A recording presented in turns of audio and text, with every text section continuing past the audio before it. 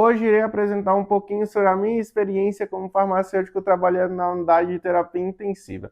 Nos últimos 2 anos eu trabalhei em uma CTI cardíaca em um hospital em Porto Alegre e atualmente trabalho em uma UTI geral no hospital aqui em Curitiba. Então, vem comigo descobrir o que é que o farmacêutico faz na UTI, mas antes, deixe um like, se inscreva no canal para continuar apoiando os nossos conteúdos. Então, sem mais, vamos pro vídeo.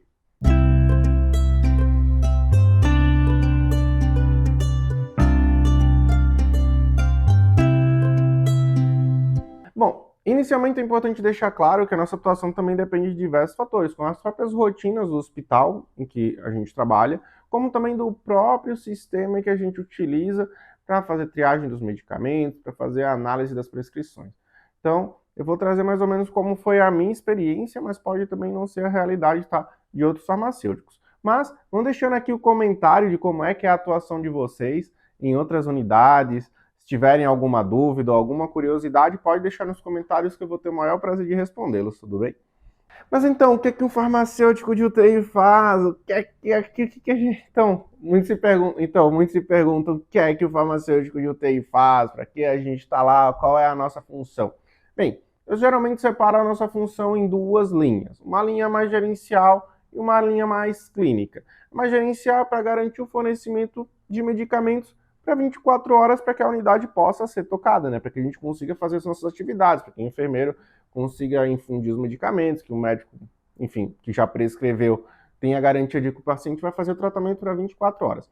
Então, esse é o primeiro passo, é um passo mais gerencial de garantir o fornecimento desses medicamentos, tá?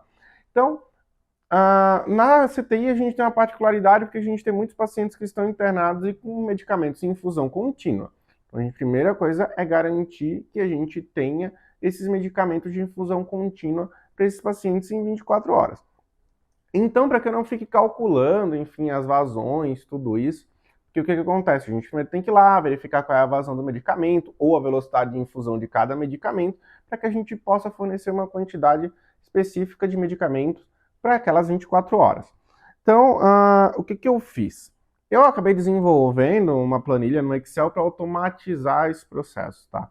Então, ela vai pegar essas velocidades de infusão que cada paciente tem e vai me indicar quantas ampolas eu vou precisar para 24 horas. Eu vou mostrar mais ou menos aqui como é que ela funciona. Eu vou postar aqui, colocar aqui na tela para vocês verem como é que é essa planilha que eu acabei desenvolvendo. E tudo isso aqui que eu faço, basicamente, é utilizando o meu iPad, né? Eu levo para a unidade e aí eu consigo calcular, já digito automaticamente os dados que eu tenho das bombas de fusão e aí ele começa a calcular automaticamente para mim quantas ampolas eu preciso.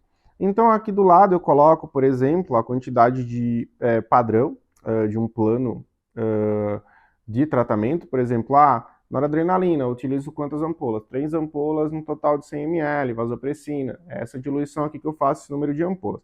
Obviamente cada hospital tem um padrão, é padronizado, X ampolas para cada ml, para cada volume, por exemplo, alguns hospitais fazem para 100 ml, outros hospitais eles retiram essa quantidade, esse volume das ampolas para fechar um volume de 100 ml.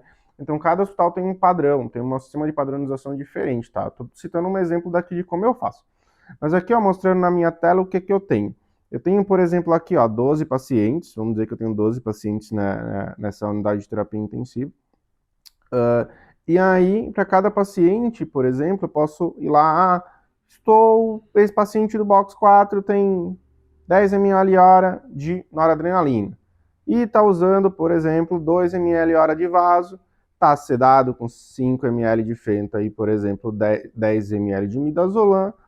Esse aqui já é um paciente do box 5, por exemplo, ele está com 2 ml de nora, não tem nada de vaso, está usando, por exemplo, 5 ml de fenta também, e aqui 15 ml de midazolam, 15 ml hora, tá? Aqui eu estou colocando a velocidade de infusão. Alguns lugares utilizam gotejamento, outros lugares utilizam vazão ou velocidade de infusão, que pode ser determinado em ml hora, por exemplo. Nesse caso aqui, estou citando um exemplo de ml hora, esses dados que eu estou colocando. Daí, por exemplo, o paciente, sei lá, do 6 está usando 5 ml hora de nitroglicerina. E o paciente do 9, por exemplo, ele está só ali com o seu Precedex, tá? Com 10 ml hora de Precedex. E vamos só mais colocar mais um exemplo. Temos um paciente aqui com 10 ml hora de Propofol. E temos um paciente aqui, e os outros pacientes não tem nada, tá? Vou colocar aqui mais um, que tem, por exemplo, mais 5 ml hora de noradrenalina, tá? Sem sedação. E vamos colocar isso aqui, tá? Então, basicamente, no meu dia de trabalho, encontrei esses pacientes com essas vazões ou essas velocidades de infusões ali nas bombas de infusão. O que essa planilha me mostra, né, nesse primeiro trabalho, é, por exemplo, a quantidade de ampolas que eu vou precisar ter para que faça o tratamento durante 24 horas. Então, ele soma todas as velocidades de infusão e calcula quantos planos eu vou ter. Você pode ver que tem aqui uma fórmula, né, uma fórmula de teto, em que ele sempre vai estar multiplicando pela quantidade de ampolas que eu tenho. Pela quantidade de ampolas do plano. Então, ele sempre vai, se eu uso 3 ampolas de noradrenalina por plano, ele sempre vai calcular de 3 em 3. Ele vai sempre calcular com múltiplo de 3. Ele não vai me dar um valor fracionado, porque eu sempre vou precisar fazer um plano com 3 ampolas de noradrenalina. Então, aqui, por exemplo, ele me mostra, para esse perfil de pacientes naquele dia, eu preciso ter, por exemplo, 12 ampolas de noradrenalina, eu preciso ter uma ampola de vasopressina e eu preciso, por exemplo, ter 4 ampolas de fentanil, 15 de midazolam e preciso ter 3 frascos, por exemplo, de propofol de 100 ml e por aí vai.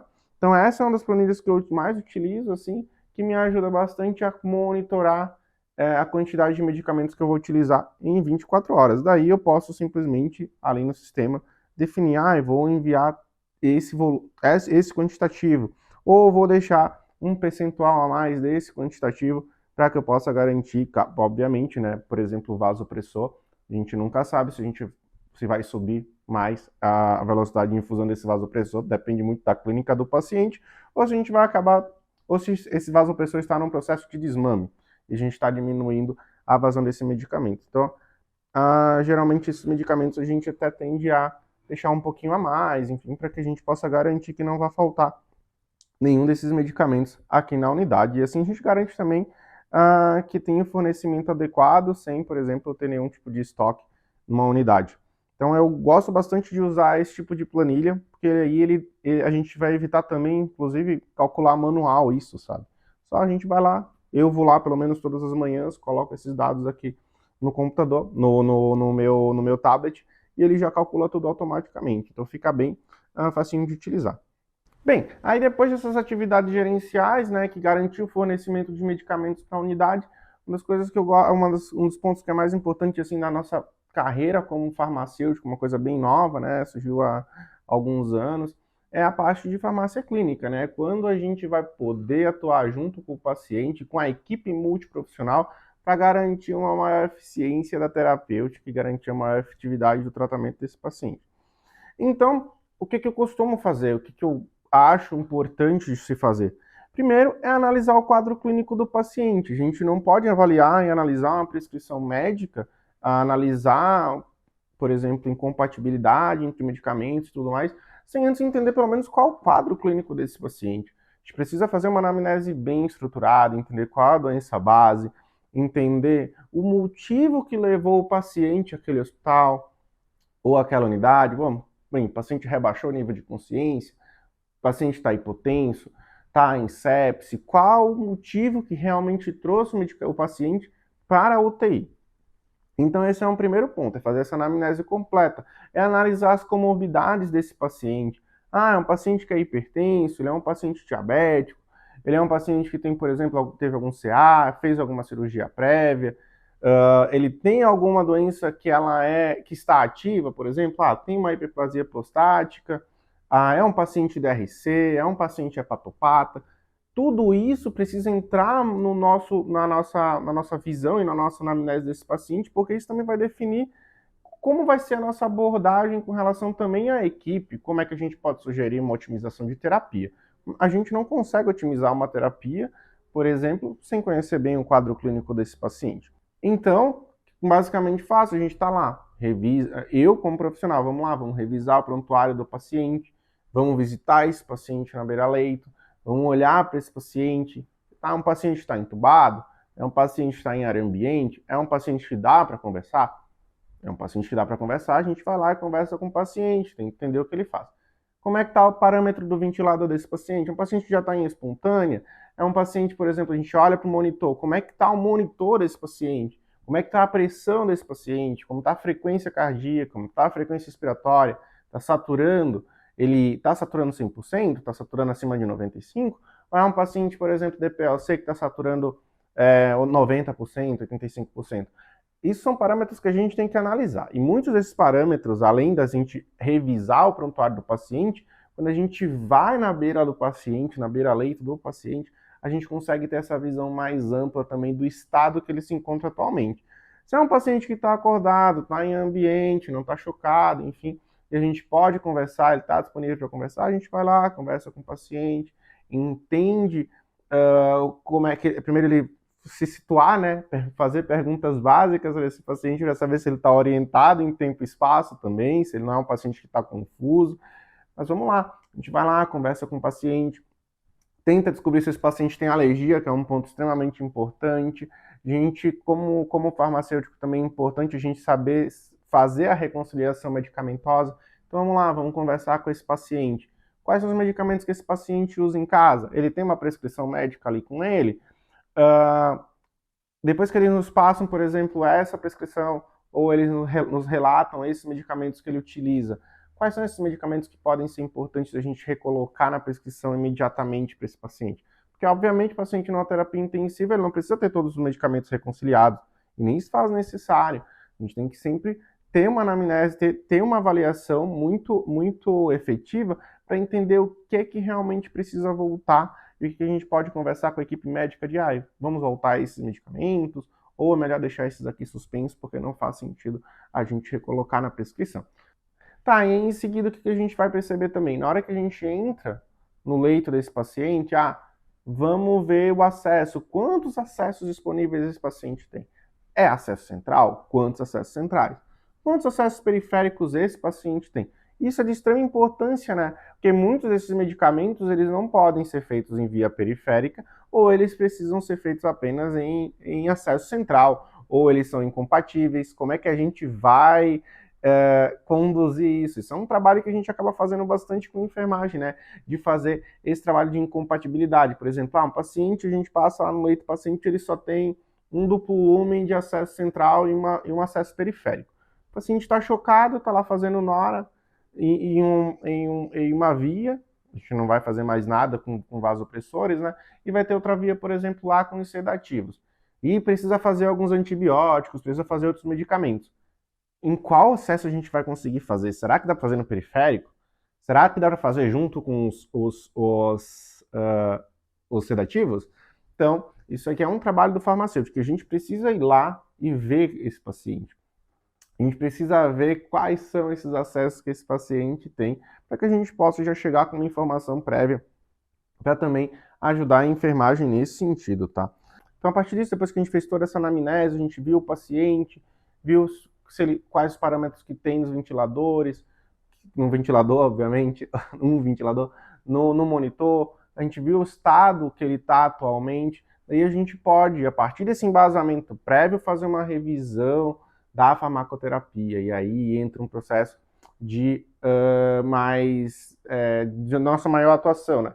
Que é essa parte de revisão da terapia. E o que vale ressaltar é que assim, essa parte de revisão de farmacoterapia, de suporte, de incompatibilidade e todas essas coisas, a gente não está interferindo no trabalho dos outros profissionais.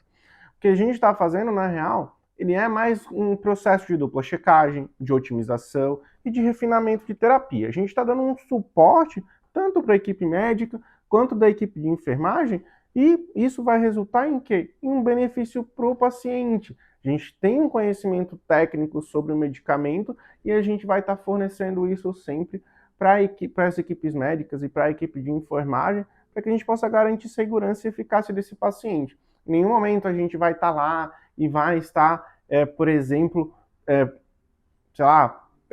procurando e buscando erros médicos ou erro de prescrição. Não é nosso objetivo, não é meu objetivo como farmacêutico ficar buscando erro de prescrição. Isso não existe. A gente trabalha numa equipe multiprofissional e interprofissional, onde a gente está se ajudando, onde a gente está trocando ideias sobre terapia para tentar otimizar essa terapia e manter a eficiência dela, garantindo a segurança do paciente, garantindo que o paciente vai voltar para casa. O primeiro objetivo da revisão da farmacoterapia é garantir a otimização da terapêutica e segurança para o paciente. Além disso, também garantir um maior custo-benefício da terapia. Às vezes a gente consegue utilizar um medicamento que tem um custo mais barato, por exemplo, e que tem a mesma eficácia de um outro medicamento. Então isso é uma coisa que a gente está sempre conversando com as equipes, com a equipe médica, porque a gente pelo menos tem acesso, por exemplo, quanto é que custa um medicamento ou outro. Então, assim, num primeiro momento, quando a gente está revisando essa farmacoterapia, um dos primeiros pontos é analisar, por exemplo, a reconciliação dos medicamentos. A gente já conversou com o paciente, ele utiliza, sei lá, uns 10 medicamentos, antihipertensivos, antidiabéticos, medicamento para hiperplasia prostática, que mais que ele pode estar usando? Ele usa alguns medicamentos para dor, utiliza, por exemplo, alguns diuréticos, e considerando o quadro clínico atual do paciente, quais são os medicamentos que precisam realmente voltar para aquele paciente? Será que os antihipertensivos precisam nesse momento? A gente tem que analisar junto com as equipes. Será que precisa voltar ou será que é apenas um medicamento para hiperplasia prostática benigna que ele vai precisar utilizar? Será que esse aqui é importante utilizar nesse momento? Então, tudo isso a gente vai conversar junto com a equipe também para entender quais medicamentos precisam voltar ou não, se isso já não tiver acontecido, tá? Tem essa questão de fazer o switch entre os medicamentos. O paciente está com essa via oral disponível, já está liberado, já está conseguindo fazer uso do medicamento. Será que é possível a gente conseguir trocar de via parenteral para via oral? É uma das questões que a gente acaba também levantando. Em seguida, como farmacêutico, também vou analisar e revisar a prescrição como um todo. Vamos verificar a dose, vamos verificar o tratamento, indicação daquela terapia, verificar, por exemplo, a posologia, verificar se a via de administração é uma via que é aceitável naquele momento, se ela precisa ser mudada ou não. Tudo isso a gente está sempre levando em consideração a parte do quadro clínico do paciente. Então, medicamento certo, na dose certa, na posologia certa e na via de administração correta. E aí, em seguida, depois que a gente analisou a prescrição, verificou a indicação, verificou os medicamentos que estão prescritos, a gente já fez as devidas sugestões para a equipe, ou a equipe médica, a equipe de enfermagem já nos consultou para tirar alguma dúvida, para fornecer algum tipo de informação. Aqui que eu entro? Eu entro numa fase mais de otimização de terapia. E aí o que é? É uma fase também que ela é muito mais também multiprofissional. Primeiro, tem medicamento prescrito que não tem via parenteral, por exemplo, e que ele só é medicamento de via por sonda. E aí, o que a gente tem que conversar? Vamos conversar com o nutricionista. Ele tem X medicamentos que precisam ser feitos via sonda. Será que esses medicamentos podem ser feitos via sonda? Será que eles vão aderir na sonda? Será que eles interagem com o alimento? Será que a absorção deles vai estar comprometida? Então, por exemplo, a paciente está fazendo tacrolimus, vai fazer tacrolimus via sonda. Será que ele pode fazer tacrolimus via sonda e sem pausar a dieta? Ou tem que pausar a dieta? Interage com o alimento? Reduz a absorção se interagir? Quanto reduz? Será que a gente pode pausar a dieta? Se a gente não pausar a dieta, quais são os mecanismos que a gente tem para verificar que o tacrolimus está realmente na dose terapêutica? Será que vai comprometer a eficácia desse medicamento? Será que a gente precisa aumentar a dose desse medicamento? Então, a gente vai trabalhar e fornecer o suporte técnico para as equipes. Tacrolimus, por exemplo, se for feito via sonda, vai perder 30% da absorção. Isso é um ponto técnico que a gente fornece à equipe médica. O médico já vai estar ciente. Dá para pausar a dieta? A gente conversa com o nutricionista. Não dá, então é esse tipo de perda que a gente pode ter. O que a gente pode fazer com essa perda? É esse tipo de trabalho que a gente tem que fazer junto com essa equipe interprofissional. É conversar com o nutricionista e conversar com o fonoaudiólogo, conversar com o médico e vamos entender o que a gente consegue fazer com relação a esse medicamento. Será que dá para trocar por outro medicamento com a mesma eficácia e que não tem interação com o alimento, por exemplo, que tem a interação com a dieta? Isso é um ponto que a gente está sempre levantando, tá? Outro exemplo, por exemplo, nimodipino, paciente com HSA. Precisa fazer via sonda também, que não temos nimodipino via parenteral. que a gente pode fazer com esse nimodipino? Ah, medicamento ruim de ser solubilizado, que ele pode ser absorvido ali na sonda, é um medicamento que ele vai ter interação com dieta e vai ser menor absorvido. Então tá, a gente tem esse parâmetro técnico, a gente tem números com relação a isso.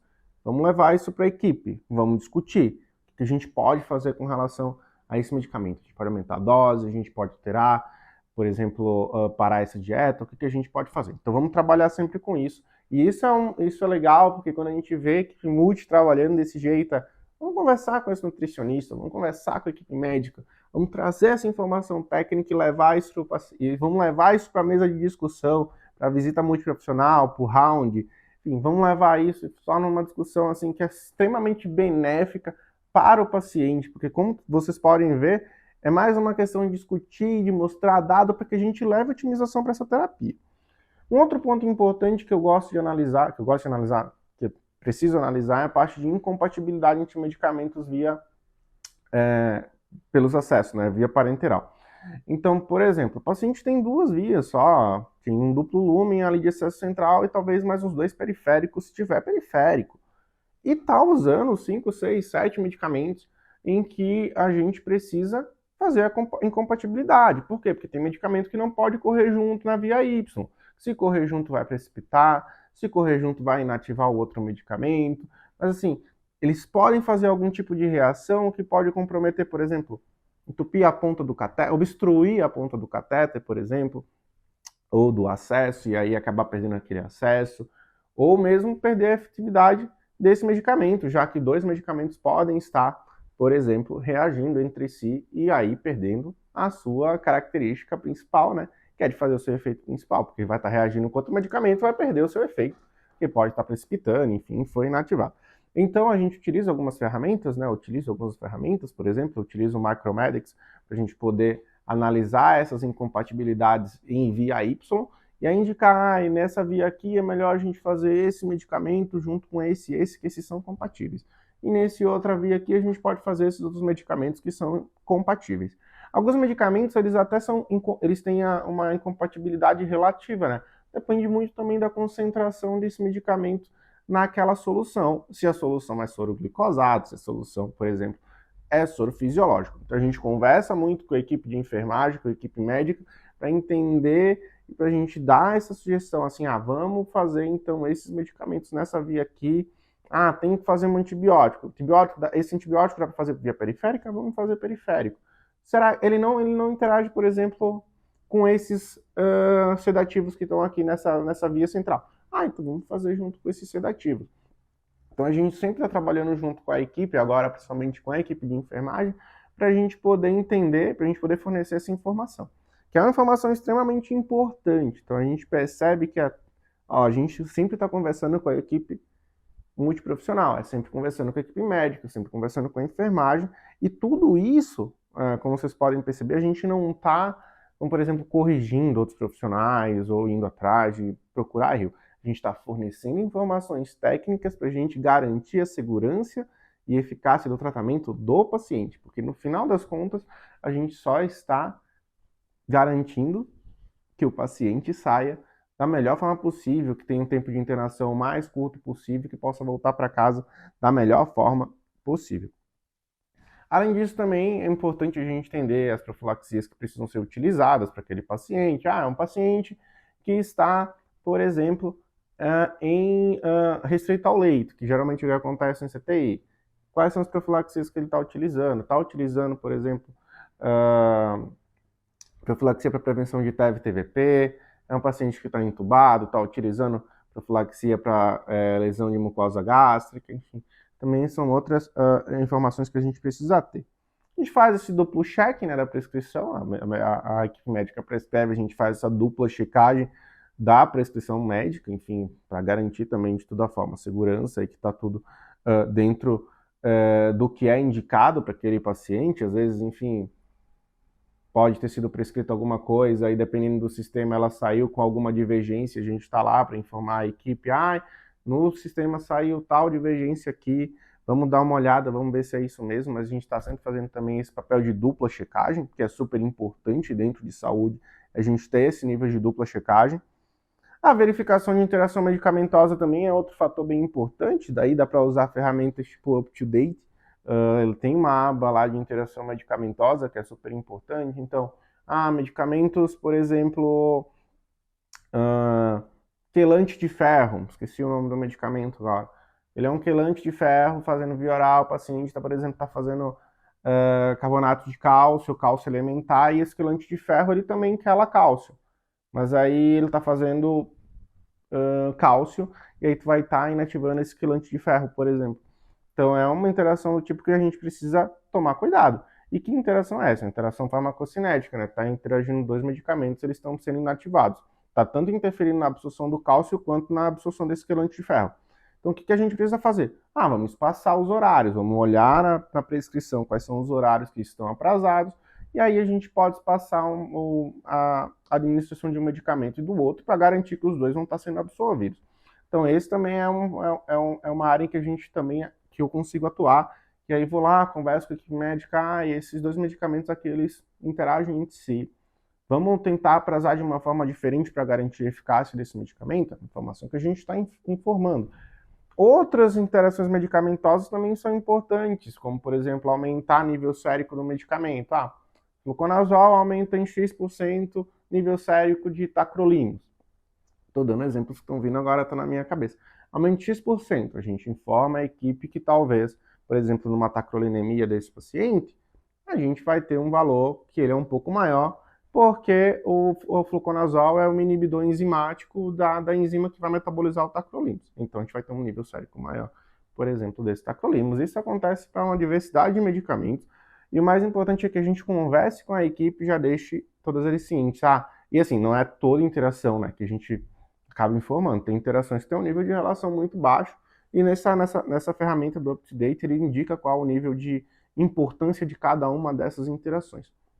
Algumas interações a gente só precisa monitorar, outras já são previstas, assim, devido a mecanismo de ação, por exemplo, se colocar midazolam e fentanil no UpToDate, ele vai mostrar como uma interação, a gente já está usando ele como anestésico, os dois como sedativos.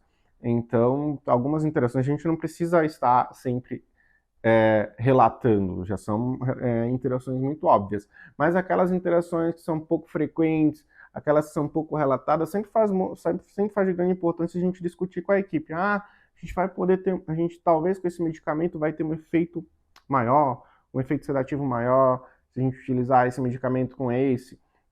Ou, por exemplo, se a gente utilizar risperidona e fluoxetina, por exemplo, tem um risco, sei lá, 10% aumentado de reação extrapiramidal. Pode acontecer. A gente tem esse risco já aumentado. A gente está lá informando. Obviamente, na maior parte esmagadora dos casos não vai acontecer nada, mas se acontecer, a gente sabe que foi por causa disso. Então, é uma troca de informação que a gente está tendo com a equipe para discutir essa terapia com a equipe, sempre está mostrando e levando esses dados técnicos da terapia vigente para cada paciente. Isso é uma análise de cada um desses pacientes, tá?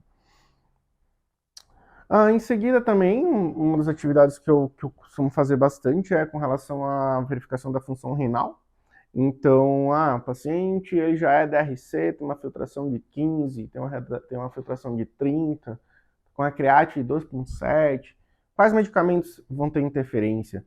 Quais medicamentos precisa de ajuste para a função renal? Quais medicamentos a gente precisa ajustar de fato?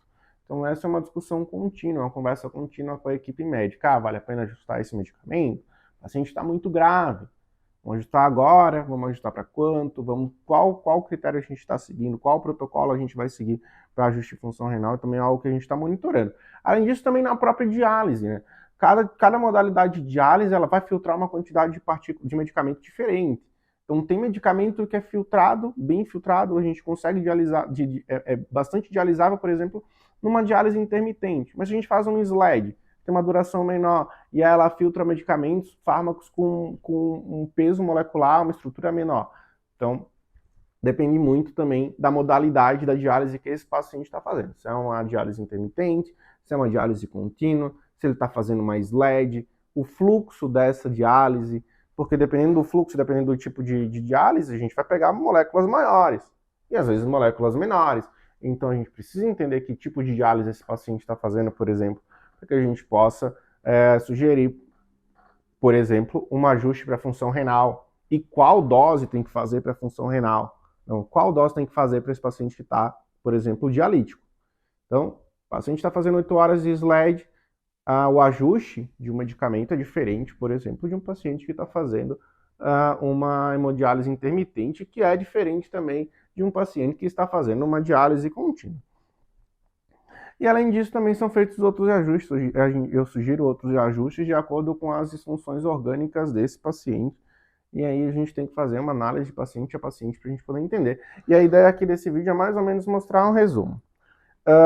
Como vocês viram, eu também já tinha mostrado, né, que eu utilizo o meu tablet na unidade para facilitar o meu trabalho. E essa parte clínica eu também utilizo o tablet porque eu também desenvolvi uma ferramenta no Excel que me traz várias informações para poder otimizar a minha terapia. Por exemplo, ele me mostra quais são os antibióticos que já estão prescritos, eles mudam de cor, quais são os medicamentos que são, por exemplo, ajustáveis para a função renal, quais medicamentos podem ser mais hepatotóxicos.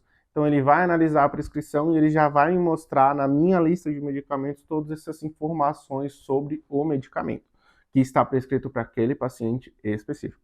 Além disso, ele me fornece os dados de exame, vai me mostrar a função renal e já vai me indicar também quais medicamentos precisa de ajuste para a função renal.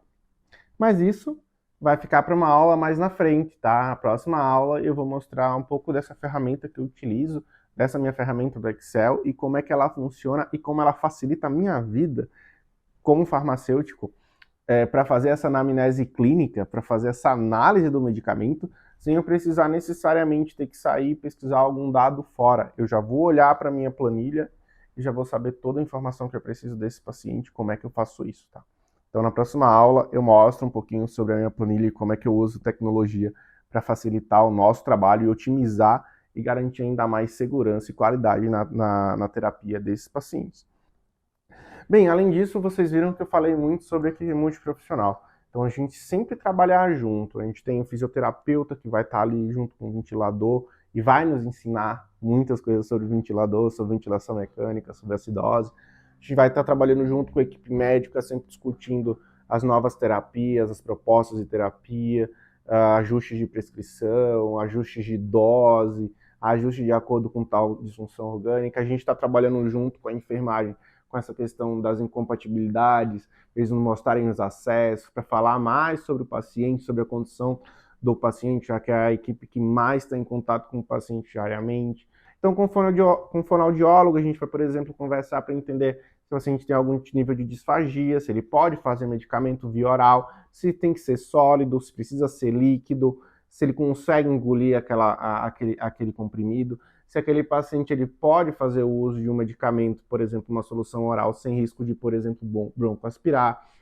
A gente conversa, então, esse trabalho da gente, o farmacêutico com o fonoaudiólogo, ele é bastante importante para a otimização da terapia. Nosso trabalho não é só conversar, por exemplo, com a equipe médica e com a equipe de enfermagem. Com a nutrição, da mesma forma. Tá correndo lá a dieta via sonda, vamos conversar um pouquinho se o medicamento precisa, se dá para ir via sonda, se dá para a gente parar, se interage com o alimento ou não. A gente tem uma conversa direta com a equipe, sabe? A gente tem uma equipe interprofissional, uma equipe multiprofissional que realmente funciona para o paciente. Então, essa conversa com todos os profissionais da saúde, com todos os profissionais da equipe, só vai beneficiar o paciente, garantir um tratamento eficaz e um tratamento efetivo para esse paciente na unidade de terapia intensiva, que ele possa voltar para casa na melhor condição possível. Então, tudo bem? Então, esse é um pouquinho do meu relato aqui como farmacêutico da UTI. Espero que tenham gostado. Qualquer dúvida, podem deixar nos comentários ou mandar direct lá no Instagram. Agradeço demais a participação de todos vocês e, como eu falei, na próxima aula eu vou mostrar um pouquinho sobre as ferramentas que eu utilizo, tá, na terapia intensiva. Se gostaram do vídeo, deixem um like, se inscrevam no canal. Muito obrigado, tá? Até a próxima aula. Tchau, tchau.